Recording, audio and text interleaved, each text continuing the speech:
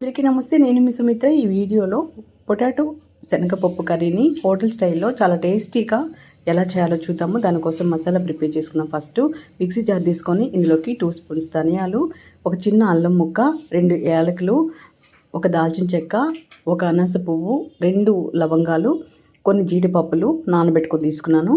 పొట్టు విలిసిన వెల్లుల్లి రేపలు ఒక 20 వరకు తీసుకొని వేసుకున్నాను. వీటిలన్నిటిని మెత్తగా పేస్ట్ చేసుకొని పక్కన పెట్టుకోవాలి. ఇప్పుడు నేను పొటాటోస్ని పొట్టు ఒలిచేసి కట్ చేసుకొని పక్కన పెట్టుకున్నాను. అండ్ అలాగే శనగపప్పు నానబెట్టుకొని తీసుకున్నాను 1 అవర్ పాటు.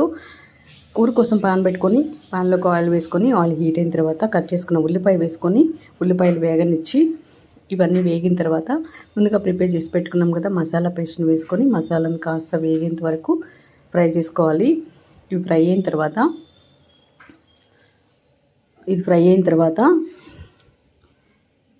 ఇందులోకి కట్ చేసుకున్న టమాటాస్ వేసుకొని టమాటాస్ కూడా వేగేంత వరకు వేయించుకున్న తర్వాత పసుపు, టేస్ట్కి సరిపడా సాల్ట్ వేసుకొని ఒకసారి మిక్స్ చేసుకున్న తర్వాత నానబెట్టుకుని ఉంచుకున్నాను కదా శనగపప్పు, ఆ శనగపప్పు వేసేసుకొని పొటాటోస్ కూడా వేసేసుకొని కలిపేసుకోవాలి. కలుపుకున్న తర్వాత కారం వేసుకొని మిక్స్ చేసుకోవాలి. నేను ఇంకేం మసాలా పౌడర్లు వేయట్లేదండి. ఇందులోకి గరం మసాలా ఎలాంటి మసాలాస్ వేయట్లేదు. ఈ మసాలా పేస్ట్ ఒక్కటే వేస్తున్నాను. చాలా బాగుంటుందండి. మంచి గ్రేవీతో టేస్ట్ చాలా బాగుంటుంది.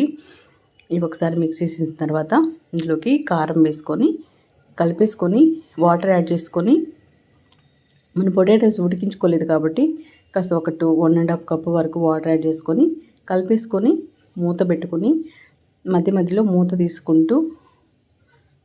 తీసుకొని కలుపుకుంటూ ఉడికించుకున్నామంటే ఎంతో టేస్ట్ అయిన పొటాటో శనగపప్పు కర్రీ రెడీ అయిపోతుందండి. చపాతీలోకైనా రైస్లోకైనా దేంట్లోకైనా చాలా బాగుంటుంది.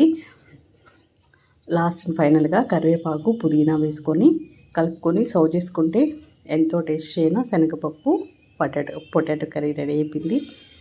తప్పకుండా ట్రై చేసి టేస్ట్ చేసి ఎలా వచ్చిందో కామెంట్ సెక్షన్లో తెలియజేయడం మాత్రం మర్చిపోవద్దు ఫ్రెండ్స్.